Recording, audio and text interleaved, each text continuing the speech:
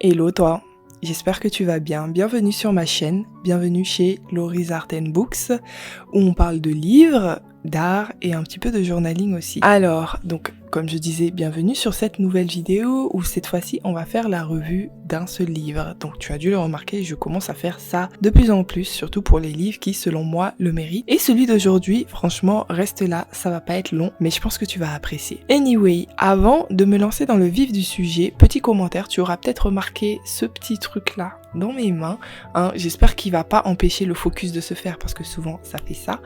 Je sais pas si tu as remarqué, mais mes dernières vidéos, le son il était bofa. En tout cas, moi, je n'étais pas du tout satisfaite du son.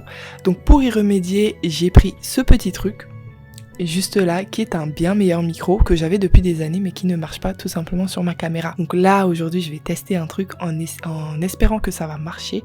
Donc n'hésite pas, s'il te plaît, à me dire dans les commentaires si pour toi, le son est bon, parce que tout ça, au final, je le fais pour vous. On va parler aujourd'hui de Une vie de boy de Ferdinand Oyono. Donc je t'en ai très rapidement parlé pendant mon wrap-up de février, donc je l'ai lu en février, mais aujourd'hui on va aller un petit peu plus loin. C'est-à-dire qu'aujourd'hui, au-delà de te faire une revue détaillée sur l'histoire et ce que j'en ai pensé, je vais aussi te parler du contexte et de pourquoi est-ce que ce livre est devenu un classique, en tout cas de la littérature africaine francophone. Il fait d'ailleurs partie de ce qu'on appelle les littératures francophones coloniales, ou plutôt littérature africaine coloniale francophone. Bref, tu le prends dans le sens que tu veux. Donc Une vie de boy de Ferdinand Oyono. On va parler tout d'abord de l'auteur en deux mots. Ferdinand Oyono, auteur camerounais, qui a grandi au Cameroun jusqu'à l'équivalent du baccalauréat aujourd'hui avant de venir en France pour faire ses études. Et il a fait ses études à l'ENA et à la Sorbonne. Oui, pas des petites écoles. Surtout pour l'époque et pour un homme noir.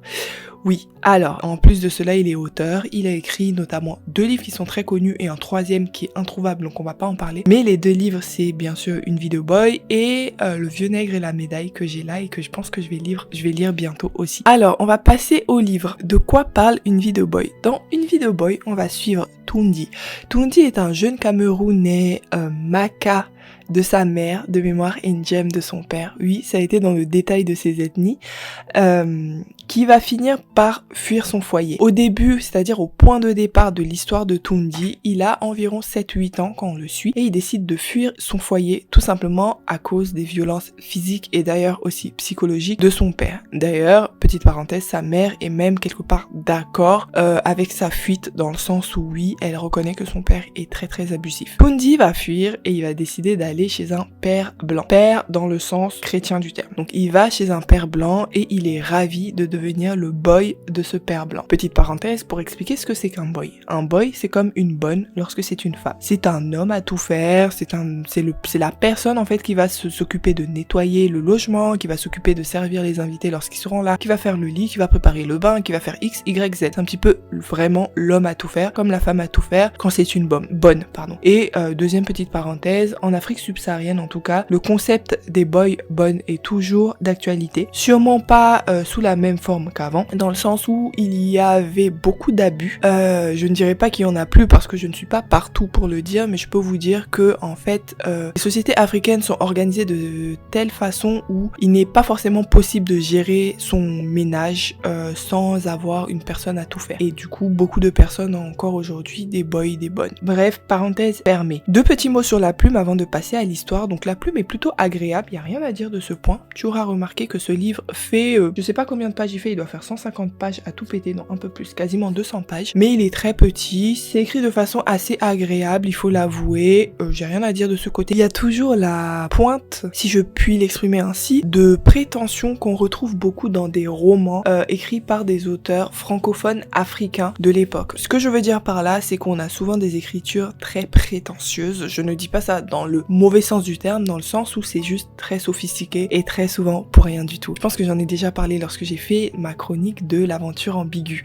Voilà, c'est un petit peu le même type, sauf que ici je trouve encore que c'est mieux fait dans le sens où déjà c'est moins prétentieux et Toundi a appris à écrire avec le père blanc, donc ça fait que quelques années et du coup il y a des incohérences du côté langage que tu peux comprendre du fait que celui qui écrit ne sait pas écrire et lire depuis très longtemps. Maintenant on va parler un petit peu de l'histoire. Comme je te disais avant, on suit Toundi Tundi, qui très récemment a décidé d'écrire d'avoir un journal intime, une sorte de journal intime, et qui jour après jour va nous renseigner ses journées les plus marquantes, va nous renseigner ce qui se passe dans sa vie de boy. Pour être très franche, la première moitié du livre m'a beaucoup énervée, dans le sens où on a un personnage principal que je qualifierais de très passif. Tundi est une télévision à travers laquelle on voit tout ce qui se passe. En tant que boy, il a accès à des milieux auxquels n'ont pas accès les autres autochtones. C'est-à-dire que c'est le personnage meuble lorsqu'il y a des blancs autour. Les blancs ne le calculent pas, et lorsqu'on le calcule, c'est pour du dédain et du mépris. Oui. Mais l'avantage de ce rôle, c'est que Tundi,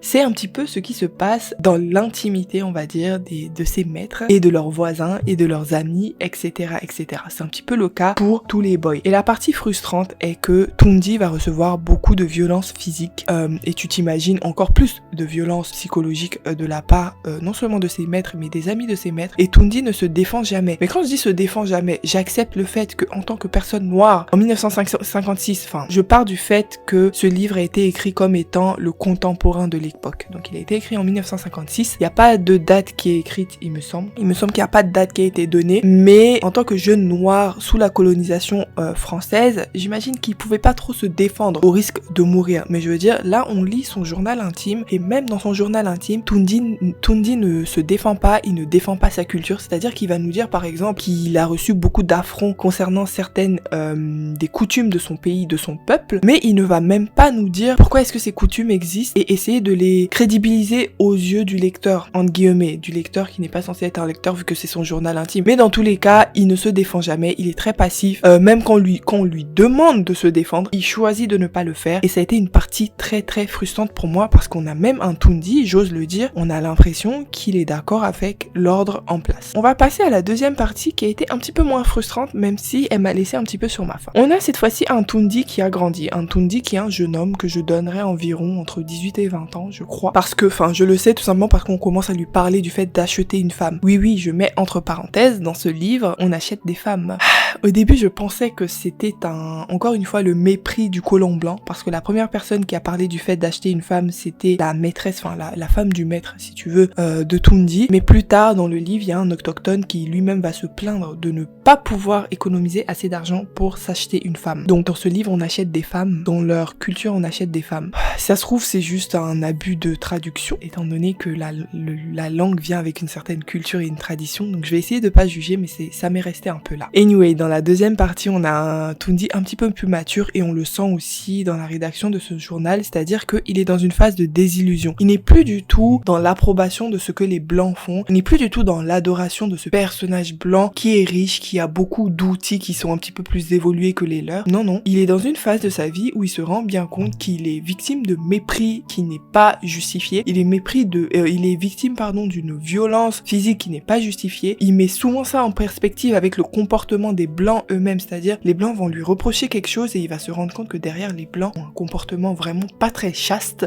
Je tiens à préciser encore une fois qu'il était boy d'un père au début, et que cette colonisation s'est au début justifiée via des biais pas que commerciaux mais religieux. Voilà, donc il va finir par se dire, mais vous nous parlez beaucoup de Dieu, mais votre comportement, c'est-à-dire la notion de protéger son prochain ou être gentil avec son prochain, etc., ça ne s'applique clairement pas au peuple noir, quoi. Bref, donc on a un Tundi un petit peu plus critique de la société blanche et coloniale. C'est très bien, mais il reste quand même très très passif, et le moment où il va vouloir penser, ne serait-ce que penser à se rebeller ou à répondre, ça va être trop tard. Je ne vais pas te dire comment est-ce que ça va se passer parce que ça va quand même être un très gros spoil. Voilà un peu sur ma chronique de l'histoire. Au final, j'ai bien aimé ce livre, je tiens à le dire. On va passer un petit peu au niveau contexte de l'histoire. Donc, on a un personnage principal, comme je te disais, qui est très passif, qui fait office de télévision. C'est comme ça vraiment que je l'ai perçu, c'est-à-dire qu'à travers Tundi, on voit ce qui se passe. Il n'émet quasi aucun commentaire, il est là, il est très passif, etc. Et je me suis quand même posé la question de pourquoi. Dans une époque comme ça où les noirs, déjà que en 2022 c'est dur d'être noir, mais j'imagine pas en 1956. Et il ne fait aucune, il n'essaie même pas d'avoir un petit peu de violence en fait pour les agresseurs. Et j'ai compris pourquoi. Donc on a un auteur qui est camerounais, donc Monsieur Ferdinand Oyono, qui en plus d'être auteur, comme je le disais au début, est homme politique. Il est homme politique et même diplomate. En tout cas, il a été diplomate camerounais qui a fait ses études à l'ENA, à la Sorbonne. Donc je me répète, mais c'est juste pour te montrer que au final, on a quand même un auteur qui est un petit peu sorti des écoles françaises. Au-delà du fait que ce livre a été écrit dans une mouvance anticoloniale indépendantiste, il a fallu quand même que l'auteur se débrouille pour que son livre soit édité. Et je pense effectivement que si on avait un personnage principal beaucoup plus virulent que celui qu'on a eu, je ne suis pas sûre qu'on aurait pu voir ce livre, l'avoir entre les mains de quelque façon que ce soit, tout simplement. Donc je pense que le but de l'auteur, c'est vraiment ma critique, le but était de nous montrer,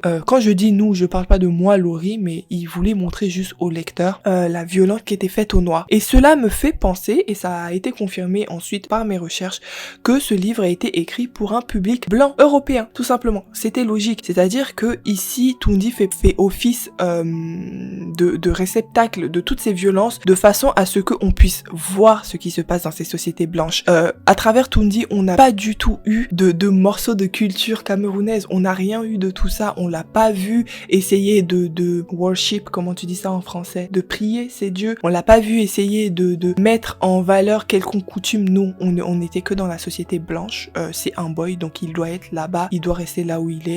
Voilà, il prend sa place clairement. Et je pense que l'auteur a fait ça tout simplement parce que, aux yeux du public blanc, l'intérêt n'est pas forcément de remettre en valeur, de réhabiliter nos coutumes.